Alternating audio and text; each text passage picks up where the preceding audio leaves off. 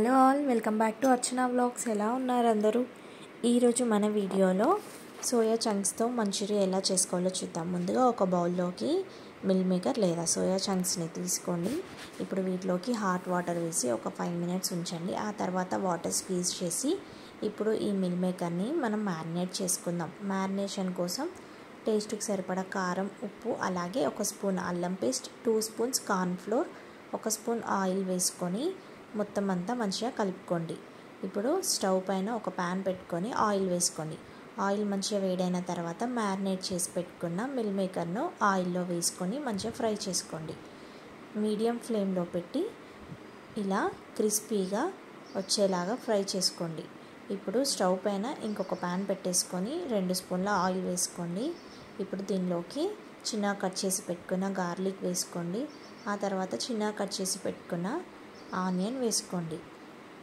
ఇప్పుడు దీనిలోకి పెద్దగా కట్ చేసి పెట్టుకున్న ఆనియన్ అలాగే క్యాప్సికమ్ ముక్కలు వేసి మంచిగా కలుపుకోండి. ఆ తర్వాత దీనిలోకి సోయా సాస్ అలాగే tomato ketchup, 1 spoon red chilli paste, అలాగే 1 స్పూన్ గ్రీన్ చిల్లీ పేస్ట్ వేసుకోండి. ఇదంతా మంచిగా కలుపుకున్న తర్వాత కొంచెం వాటర్ వేసుకోండి.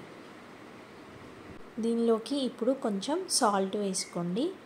ఆ తర్వాత ఈ లిక్విడ్ అనేది మనకు థిక్ కన్సిస్టెన్సీ రావడానికి ఒక 2 స్పూన్స్ కార్న్ఫ్లోర్లో వాటర్ వేసుకొని కలిపి ఆ కార్న్ఫ్లోర్ వాటర్ దీనిలోకి వేసి మంచిగా కలుపుకోండి. ఆ తర్వాత మనం ఫ్రై చేసి పెట్టుకున్న మిల్ మేకర్ని వేసి మొత్తం అంతా ఒకసారి మంచిగా కలుపుకోండి.